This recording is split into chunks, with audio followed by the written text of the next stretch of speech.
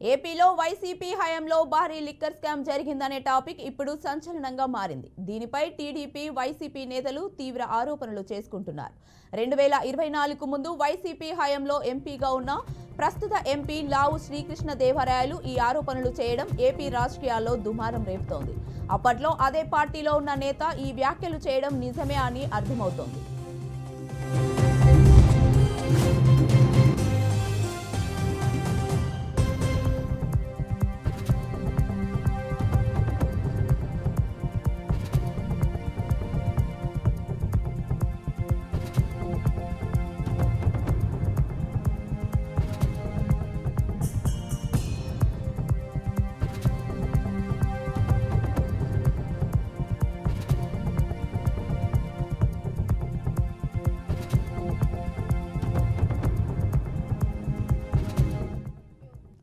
జగన్ ప్రభుత్వ హయాంలో ఏపీలో మద్యం అక్రమ వ్యాపారం జరిగిందన్న టీడీపీకి నేత లావు శ్రీకృష్ణదేవరాయల ఆరోపణలపై కేంద్రం స్పందించింది. సోమవారం లోక్సభలో లావు మాట్లాడుతూ ఏపీలో మద్యం స్కామ్కు కారకులైన వారిపై దర్యాప్తు చేసి అవసరమైన చర్యలు తీసుకోవాలని, ఈడీ వంటి సంస్థలతో దర్యాప్తు జరిపించాలని విజ్ఞప్తి చేశారు. ఈ నేపథ్యంలో నిన్న పార్లమెంట్ సమావేశాలు జరుగుతుండగా శ్రీకృష్ణదేవరాయలను ప్రత్యేకంగా తన కార్యాలయానికి పిలిపించుకున్న కేంద్ర హోంమంత్రి అమిత్ షా ఆయనను అడిగి వివరాలు తెలుసుకున్నారు.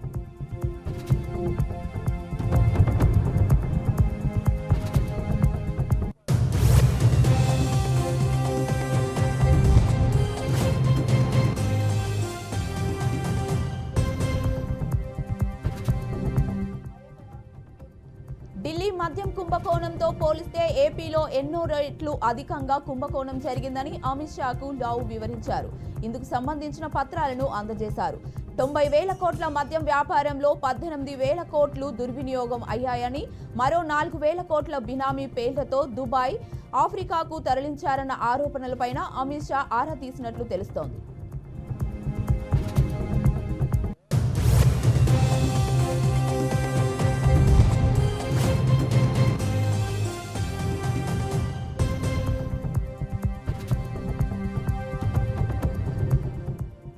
హైదరాబాద్కు చెందిన ఎన్ సునీల్ రెడ్డి దుబాయ్కి 2,000 కోట్లను తరలించినట్లుగా ధృవీకరించే కీలక పత్రాలను ఈ సందర్భంగా అమిత్ షాకు ఎంపీ శ్రీకృష్ణదేవరాయలు అందించారు. ఏపీ మద్యం కుంభకోణంపై దర్యాప్తు జరిపిస్తున్నామని ఈ సందర్భంగా హోంమంత్రి ఆయనకు హామీ ఇచ్చినట్లు తెలుస్తోంది.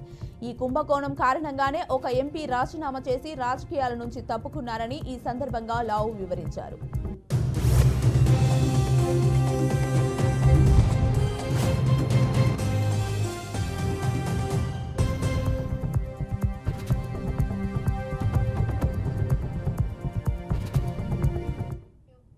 ప్రభుత్వ దుకాణాల్లో జరిగిన 99,000 కోట్ల అమ్మకాల్లో 690 కోట్లు మాత్రమే డిజిటల్ లావాదేవీలు జరిగాయని, మిగిలిన సొమ్ము నుంచి అత్యధిక భాగం జగన్, ఆయన అనుచరులు కొల్లగొట్టారని లావు ఆరోపించారు. 2019-24 మధ్య వైసీపీ ప్రభుత్వం 38 కొత్త బ్రాండ్లను ప్రవేశపెట్టిందని, అవన్నీ అధికార పార్టీ అనుబంధ వ్యాపారాలకు చెందినవేనని వివరించారు. మద్యం విక్రయాల ద్వారా 26 కొత్త కంపెనీలు భారీగా లాభాలు ఆర్జించాయని, 20,356 కోట్ల విలువైన మద్యం అమ్మకాలను గోప్యంగా నిర్వహించారని ఎంపీ లావు ఆరోపించారు. టాపిక్ డివర్షన్ కానీ ఇవన్నీ కూడా మీకు ఎవరో బ్రీఫ్ చేస్తా ఉన్నారు. నేను వారికి చెప్తా ఉన్నా, నేను 2024 జనవరిలో నేను రిజైన్ చేసి బయటకు వచ్చి ఆ రోజు నుంచి ఇప్పటిదాకా నేను ఏ ఒక్క వ్యక్తి గురించి కానీ బయట కానీ మీడియా ముఖంగా కానీ పబ్లిక్ లో ఎలక్షన్స్ టైంలో కానీ ఎలక్షన్స్ అయిపోయిన తర్వాత కానీ ప్రైవేట్ కానీ ఎక్కడా కూడా నేను ఏ వ్యక్తి గురించి మాట్లాడింది లేదు, ఏ వ్యక్తి గురించి తప్పుగా ఎవరి దగ్గర మాట్లాడింది లేదు. కానీ ఈ రోజు ఎవరైతే మీరు వెనకమాల నుంచి మాట్లాడిస్తా ఉన్నారో, ఎవరైతే మీకు ఈ టాపిక్ డైవర్షన్, క్యారెక్టర్ అసోసియేషన్కి ట్రై చేస్తూ ఉన్నారు, నేను వారికి చెప్తా ఉన్నాను, ఇప్పటిదాకా నేను రిస్ట్రైన్గానే ఉన్నాను, నేను ఎక్కడ మాట్లాడు ఏదైతే క్యారెక్టర్ అసాసినేషన్ కానీ టాపిక్ డివర్షన్ కానీ ఇవన్నీ కూడా మీకు ఎవరో బ్రీఫ్ చేస్తా ఉన్నారు. నేను వారికి చెప్తా ఉన్నా, నేను 2024 జనవరిలో నేను రిజైన్ చేసి బయటకు వచ్చి ఆ రోజు నుంచి ఇప్పటిదాకా నేను ఏ ఒక్క వ్యక్తి గురించి కానీ బయట కానీ మీడియా ముఖంగా కానీ పబ్లిక్ లో ఎలక్షన్స్ టైంలో కానీ ఎలక్షన్స్ అయిపోయిన తర్వాత కానీ ప్రైవేట్ కానీ ఎక్కడా కూడా నేను ఏ వ్యక్తి గురించి మాట్లాడింది లేదు, ఏ వ్యక్తి గురించి తప్పుగా ఎవరి దగ్గర మాట్లాడింది లేదు. కానీ ఈ రోజు ఎవరైతే మీరు వెనకమాల నుంచి మాట్లాడిస్తా ఉన్నారో, ఎవరైతే మీకు ఈ టాపిక్ డైవర్షన్, క్యారెక్టర్ అసోసియేషన్కి ట్రై చేస్తూ ఉన్నారు. నేను వారికి చెప్తా ఉన్నాను, ఇప్పటిదాకా నేను రిస్ట్రైన్గానే ఉన్నాను, నేను ఎక్కడ మాట్లాడు. కానీ ఈ రోజు నుంచి నాకు కూడా ప్లాట్ఫామ్స్ ఉంటాయి, నేను మాట్లాడే అవకాశం వస్తుంది, నాకు చాలా అవెన్యూస్ ఉంటాయి. వచ్చిన అవకాశంలో వచ్చిన ప్రతి ప్లాట్ఫామ్ మీద వచ్చిన ప్రతి అవెన్యూలో కూడా నేను మిగతా వాళ్ళలాగా ఏదో బూతులు తిట్టే కార్యక్రమం నా వల్ల కాదు, నాకు చేత కాదు. లేకపోతే మిగతా వాళ్ళలాగా ఈవిడ చెప్పినట్లు నిన్న అబద్ధాలు చెప్పడం అనేది నాకు చేత కాదు. నేను నిజమే చెప్తాను, ఏదైతే ఉందో ఆ ఫ్యాక్ట్స్ మొత్తం మేము బయటికి చెప్తాను. ఈ విషయమే కాదు, చాలా విషయాల గురించి మాట్లాడతాను, పేరులతో సహా తీసుకొని మాట్లాడతాను. ఇది ఎంత దూరం వెళ్తుందో చూసుకున్నాం. ఏదైతే క్యారెక్టర్ అసాసినేషన్ కానీ టాపిక్ డివర్షన్ కానీ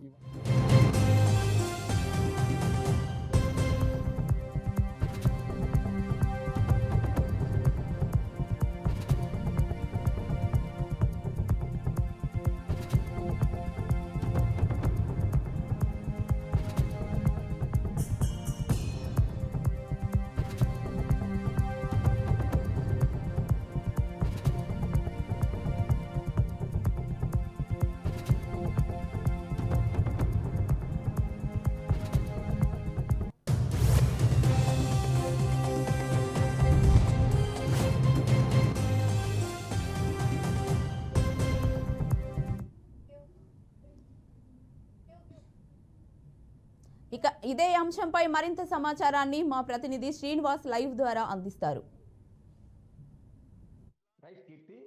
ఏదైతే పార్లమెంట్ లో ఫైనాన్స్ బిల్లుకి సంబంధించి మాట్లాడవలసిన అవసరం ఏర్పడినప్పుడు టీడీపీ పార్లమెంటరీ పక్ష నేత ఎవరైతే ఉన్నారో లావు శ్రీకృష్ణదేవరాయలు పూర్తిగా హాట్ కామెంట్స్ పార్లమెంటు వేదికగా చేయడం జరిగింది. అందులో ప్రధానంగా చూసుకుంటే ఆంధ్రప్రదేశ్ యొక్క పరిస్థితిని, లోటు బడ్జెట్ కి సంబంధించిన 16,000 కోట్లు విడుదల చేయాలంటూ కొన్ని ఎగ్జాంపుల్స్ చెబుతూనే అత్యంత ప్రమాదకరంగా కూడా ఢిల్లీ లిక్కర్ స్కామ్ తో ఏపీ లిక్కర్ స్కామ్ ను పోల్చుతూ అది చాలా చిన్నది, అంతకంటే ఢిల్లీ లిక్కర్ స్కామ్ చాలా చిన్నది ఏపీ లిక్కర్ స్కామ్ తో పోలుస్తూ అని చెప్పి ఆయన చెప్పిన అంశాలనే ఒకసారి మనం ప్రస్తావించుకుంటే ఆంధ్రప్రదేశ్ లో 2019 నుంచి 24 మధ్య వైసీపీ ప్రభుత్వ హయాంలో, అంటే ఇక్కడ చర్చించుకోవాల్సిన విషయం ఏంటంటే ఇప్పుడంటే టీడీపీ ఎంపీ గాని ఆ 19 నుంచి 24 మధ్య ఇదే లావు శ్రీకృష్ణదేవరాయలు వైసీపీ ఎంపీగా కూడా ఉన్నారు. కాబట్టి ఆయన చెప్పిన మాటలకి అత్యంత ప్రాధాన్యత సంతరించుకుంది. ఆయన చెప్పిన మాటలు ఒకసారి మనం కానీ చూసుకుంటే గనక 19 నుంచి 24 మధ్య 99,000 కోట్ల రూపాయలు వ్యాపారం అయితే జరిగింది. అందులో నగదు రహిత లావాదేవీలు ఎక్కువ జరిగినాయి. కేవలం డిజిటల్ కరెన్సీ ప్రకారం 690 కోట్లు మాత్రమే జరిగింది. ఈ 99,000 కోట్ల రూపాయల్లోని 18,000 కోట్ల రూపాయలు దుర్వినియోగం జరిగినాయి. వాటితో పాటుగా మరో 4,000 కోట్ల రూపాయలు విదేశాలకు దేశాన్ని దాటించేశారు. ఆ 4,000లోని 2,000 కోట్ల రూపాయలు కేవలం సునీల్ రెడ్డి అనే వ్యక్తి, హైదరాబాద్కి చెందిన ఆ మౌలిక వస్త్ర వ్యాపారం చేసే సునీల్ రెడ్డి అనే వ్యక్తి 2,000 కోట్ల రూపాయలు దుబాయ్కి దాటించేశారు.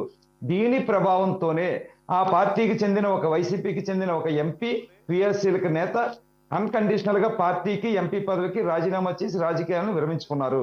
దాంతో పాటు కూడా అంటే అతి తక్కువ రేట్లకే మద్యాన్ని అమ్మాలని కాస్ట్లీ బ్రాండ్లు వ్యాపారం చేసుకున్న వాళ్ళ మీద ఒత్తిడి తెచ్చి తక్కువ ధరలకు అమ్మాలని చెప్పి వాళ్ళని ఇక్కడ ఏపీలో వ్యాపారం చేయకుండా బయటికి పంపేశారు. అతి ఎక్కువ ధరలకి అమ్మితే కొంత మద్యం తాలూకా అమ్మకాలు తగ్గుతాయి, సామాన్య ప్రజలు బాగుపడతారని చెప్తూ నాసిరకం మద్యాన్ని దించి 22 డిస్టిలరీస్ ఏవైతే ఉన్నాయో రాష్ట్ర వ్యాప్తంగా 22 డిస్టిలరీస్ ని వాళ్ళు సొంతం చేసుకుని వాటితో పాటు మరో 26 డిస్టిలరీస్ ని ఏర్పాటు చేసి కొత్తవి, వీటన్నిటి ద్వారా కూడా 20,340 కోట్ల రూపాయల పైచిలకు, సుమారు 23,000 కోట్ల పైచిలకు అక్కడి నుంచి ఏపీ స్టేట్ బ్యావరేజెస్ కి తెప్పించుకుని, అంటే వాళ్ళు కొనాలి, ఏపీ బ్యావరేజెస్ వాళ్ళు కొనిన తర్వాత వాళ్ళని రిటైల్ కౌంటర్ల ద్వారా అమ్మించారు. అలా అమ్మిస్తూ ఉన్నప్పుడు కూడా పూర్తిగా నగదుతోనే వ్యాపారం చేశారు. కానీ ఎక్కడ ఫోన్ పేలు కానీ గూగుల్ పేలు కానీ ఎక్కడ వాడకుండా క్యాష్ తీసుకున్నారు. అదే టైంలో అంటే 1,00,000 కోట్ల మాత్రమే నగదు రహిత వ్యాపార ట్రాన్సాక్షన్ జరిగేటప్పుడు 200 లక్షల కోట్ల రూపాయల వరకు భారతదేశ వ్యాప్తంగా నగదు రహిత ట్రాన్సాక్షన్ జరిగిన ఆ టైంలోని కేవలం 99,000 కోట్లకి 690 కోట్లు మాత్రమే నగదు రహిత బిజినెస్ జరిగింది. ఇక్కడ మిగతాదంతా కూడా దోచేశారు. ఈ డబ్బులన్నీ కూడా ప్రజల డబ్బులే. అందులోంచి 18,000 కోట్ల దుర్వినియోగం అని ఖచ్చితంగా అవి ఆంధ్రప్రదేశ్ ప్రజల డబ్బే. ఇవన్నిటి దగ్గర కూడా నాకు మినిమం ఆధారాలు అయితే ఉన్నాయి అంటూ కూడా ఆయన మాట్లాడడం అయితే తీవ్ర దుమారమే రేపింది. దీని మీద next day Amit Shah parliament లో ఆయన కలిసినప్పుడు ఒకసారి వచ్చి ఆ వివరాలు తెలియజేయండి, వ్యక్తిగతంగా నన్ను కలవండి, అవసరమైతే ఎన్ఫోర్స్మెంట్ డైరెక్టరేట్ ని లేదా మరికొన్ని కేంద్ర బృందాలని, కేంద్ర నిఘా సంస్థని, దర్యాప్తు సంస్థని పంపించి విచారణ చేపిద్దామని చెప్పినప్పుడు ఈయన దగ్గర ఏవైతే కాగితాలు ఉంటాయో, ఈయన దగ్గర ఏవైతే ఆధారాలు ఉంటాయో అవన్నిటిని తీసుకొని అమిత్ షాకి ఆయన సబ్మిట్ చేయడం జరిగింది. అదే విషయంగా అన్ని ఆరా తీస్తే చంద్రబాబు నాయుడు కూడా వివరించడం జరిగింది. ఏది ఏమైనా సరే 19 నుంచి 24 మధ్య రాష్ట్రం మొత్తం అధోగతి పాలైంది, రాష్ట్రం ఆర్థిక వ్యవస్థ చిన్నాభిన్నమైందని చెబుతూ మరికొన్ని ఎగ్జాంపుల్స్ కూడా ఆయన చెప్పిన పరిస్థితి. వ్యవసాయ రంగంలో 17% నుంచి 14.4% దేశంలో వ్యవసాయ రంగం తగ్గితే ఇక్కడ ఆంధ్రప్రదేశ్ లో మాత్రం 24 నుంచి 35% అంటే 9% పెరిగింది. అంటే వ్యవసాయ రంగ ఆధారిత రాష్ట్రంగా తయారు చేశారు. అదే విధంగా సేవా రంగంలో 51% నుంచి 41% పడిపోయింది. అంటే డిజిటలైజేషన్, టెక్నాలజీ, ఐటీ, ఫార్మా ఇలాంటివి కాకుండా వ్యవసాయ రంగం మీద ఆధారపడే విధంగా కుదించేశారు. సో 16,000 కోట్ల లోటు బడ్జెట్తో అర్ధాంతరంగా విడదీసిన ఆంధ్రప్రదేశ్ కి ఆ లోటుని సవరించాలని చెప్తూ కూడా గణాంకాలు, లెక్కలు చెప్పారు. వీటన్నిటిలో ప్రధానమైన లెక్క ఏంటి అంటే, ఈ గణాంకాల్లో ప్రధానమైన లెక్క ఏంటంటే మద్యం కుంభకోణం. 99,000 కోట్ల మద్యం కుంభకోణం. ఎందుకంటే దీనికి ఇంకొక అంశం కూడా ఉంది. అప్పట్లో విడతల వారీగా కూడా మద్యాన్ని సంపూర్ణ మద్యపాన నిషేధం చేస్తాం, ప్రతి సంవత్సరం కూడా 20% షాపులు, బార్లు తగ్గించుకొస్తామని చెప్పిన వైసీపీ ప్రభుత్వం తగ్గించకపోగా సంపూర్ణ మద్యపాన నిషేధం అమలు చేసిన తర్వాతే నెక్స్ట్ 24 ఎన్నికలకు వెళ్తామని చెప్పి జగన్మోహన్ రెడ్డి చెప్పి అలాంటిది ఏమి చేయకుండా ఎన్నికలు కాల్ఫర్ చేయడం. అదేవిధంగా జరుగుతున్న మద్యం మీద 25,000 కోట్ల రూపాయలు అంటే అమ్మకాల మీద, భవిష్యత్తులో జరగబోయే అమ్మకాల మీద 25,000 కోట్ల రూపాయలు ఈ బెవరేజెస్ ని చూపించి అప్పుగా తెచ్చేయడం, ఇవన్నీ కూడా ప్రజల్ని మోసం చేసినట్టే అని కూడా ఆయన ఒక మాట చెప్పారు. మరొక విషయాన్ని దీన్ని సినిమా రంగంతో పోలుస్తూ చెప్పారు. సినిమా రంగంలో అంటే బాహుబలి, పుష్పనో 1,700, 2,000 కోట్లు మనం అంటే అవి కలెక్షన్స్ ఆర్జించిన పరిస్థితి చూసాం.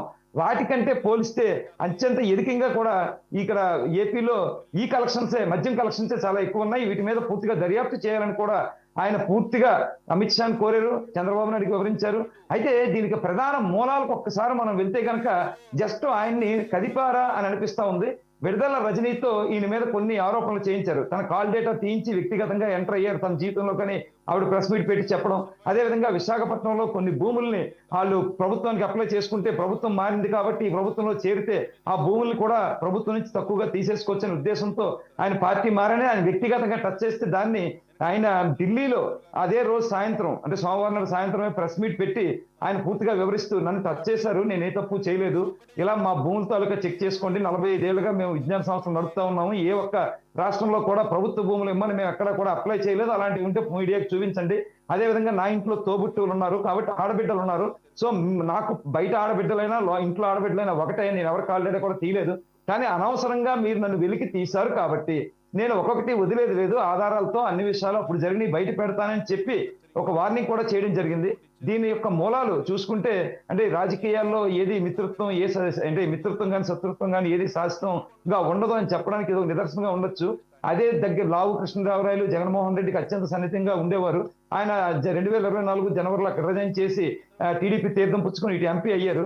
సో ఇప్పుడు అక్కడ జరిగిన అవినీతి, అక్కడ జరిగిన అక్రమాలు, అక్కడ జరిగిన తీసుకున్న నగదు లావాదేవీలు కావచ్చు, మద్యం కావచ్చు, లేదా ఈ గ్రానైట్ కి సంబంధించి క్వారీ యజమానుల దగ్గర తీసుకున్న డబ్బులు కావచ్చు, అదే విధంగా ఆ రోజు నాడు బాలినేని శ్రీనివాసరెడ్డిని వెళ్ళి కలిసి జాషువాకి ఫోన్ చేయించి జాషువాని ఐపీఎస్ కి బెదిరించలేదని కూడా అడిగారు. ఇంకా చాలా విషయాలు, ఈ ఇంటర్నల్ విషయాలు ఏవైతే ఉంటాయో అన్నింటినీ కూడా బయటకు తెచ్చే పనిలోనే శ్రీకృష్ణదేవరాయలు ఉన్నారని కూడా మనం భావించవచ్చు. కీర్తి, ఏదేమైనా సరే ఆ పార్లమెంట్ లో లేవనెత్తిన అంశం లిక్కర్ డిక్కీ ఢిల్లీ స్కామ్ చాలా పెద్ద స్కామ్ గా మనం చూసాం. ససోడియా అరెస్ట్ అయ్యారు ఫస్ట్, ఆ తర్వాత కవిత అరెస్ట్ అయ్యారు, తర్వాత శరత్ చంద్రారెడ్డి ఎవరైతే అరవింద గ్రూప్ అధినేత ఉన్నారో అంటే విజయసాయి రెడ్డి అల్లుడు రోహిత్ రెడ్డి బ్రదరే శరత్ చంద్రారెడ్డి, అంటే విజయసాయి రెడ్డికి వరుసకి తోడలు అవుతారు, ఆ వరుసకి అల్లుడు అవుతారు. ఈయన కూడా అరెస్ట్ అవ్వడం, తర్వాత అప్రూవర్ గా మారడం, తర్వాత లాస్ట్ కేజ్రీవాల్ కూడా అరెస్ట్ చేయడం, ఢిల్లీ సీఎం అని కూడా, అంటే ఢిల్లీలో ఉండే సీఎం కేజ్రీవాల్ కానీ, ససోడియా కానీ, లేదా కేసీఆర్ కుమార్తె కవిత కానీ, అలాగే ఏపీకి సంబంధించిన క్రియాశీలక వ్యక్తి శరత్ చంద్రారెడ్డి కానీ, ఇలాంటి వ్యక్తులు అరెస్ట్ అయిన అతిపెద్ద ఢిల్లీ కుంభకోణాన్ని, ఢిల్లీ లిక్కర్ స్కామే చాలా చిన్నది పీనట్టు, దాంతో పోలిస్తే చాలా పెద్దది ఏపీ కుంభకోణం అని చెబుతూ కూడా లావు శ్రీకృష్ణదేవరాయలు పార్లమెంటు వేదికగా చేసిన కామెంట్స్ అయితే మాత్రం తీవ్ర దుమారం రేపుతున్నాయి. టీడీపీ వైసీపీ వర్గాల మధ్య కూడా ఆ మాటల యుద్ధం జరుగుతూ ఉంది. దీనికి కౌంటర్ గా కూడా పేర్ని నాని వంటి వారు పూర్తిగా మీడియా సమావేశంలో ఆయన కూడా మాట్లాడుతూ కూడా లావు కృష్ణదేవరాయలు గతంలో ఇక్కడే పనిచేసి అక్కడికి వెళ్ళి అబాండాలు లేనిపోని ఆరోపణలు చేస్తా ఉన్నారు. ఎందుకంటే ఈ గడిచిన 10 నెలల కాలంలోనే బార్లు కానీ లేదంటే వైన్ షాపులు కానీ కేటాయించేటప్పుడు అత్యంత భారీగా కూడా నిధులు ఆ టీడీపీ వాళ్ళకే అందాయి. టీడీపీ వాళ్ళకే మద్యం కుంభకోణంలో అత్యంత ఈ 10 నెలల్లో జరిగింది టీడీపీ కుంభకోణం. టీడీపీ హయాంలోనే ఈ కుంభకోణం జరిగింది తప్ప గతంలో ఏమీ జరగలేదంటూ కూడా పేరుందని కౌంటర్ ఇవ్వడం జరిగింది. పూర్తిగా కూడా వైసీపీ టీడీపీ వర్గాల మధ్య కూడా మాటల యుద్ధం ప్రారంభమైందని చెప్పుకోవచ్చు. ఏదైనా ఇప్పుడు అమిత్ షా టేక్ ఓవర్ చేసుకున్నారు కాబట్టి, అమిత్ షా దాని మీద ఖచ్చితంగా మాట ఇచ్చారు కాబట్టి పూర్తి స్థాయిలో విచారణ చేపట్టి ఎన్ఫోర్స్మెంట్ డైరెక్టర్ పంపించి ప్రత్యేక నిఘా సంస్థలు పంపించి అవసరమైతే సిబిఐ దర్యాప్తు చేయించి కేంద్ర దర్యాప్తు సంస్థలను పంపించి బయటికి తీసి నిజమైన నేరస్తులు ఎవరు, నిజంగా కుంభకోణం జరిగిందా లేదా, నగదు రహితంగా కాకుండా నగదుతో ఎందుకు లావాదేవీలు చేయాల్సి వచ్చింది, ఇలాంటి అనేక అంశాలను కూడా వెలికి తీసే పరిస్థితి అయితే ఖచ్చితంగా ఉందని మనం భావించాలి. కేవలం విడుదల రజని శ్రీకృష్ణదేవరాయలు మధ్య స్టార్ట్ అయిన ఈ వార్ ఏదైతే ఉందో అది రాష్ట్రానికి మేలు చేకూర్చే విధంగా ఉంటుందా లేదా ఏమీ లేదు అంత సత్యసమరంగా సజావుగానే సాగిందని ఉంటుందా అనేది దర్యాప్తు సంస్థల దర్యాప్తు అనంతరం వాళ్ళు ఇచ్చిన నివేదిక బేస్ చేసి రుజువు తేలాల్సిన అవసరం అయితే ఉందని మనం భావించవచ్చు. Keerthi. Okay right, thank you Srinivas.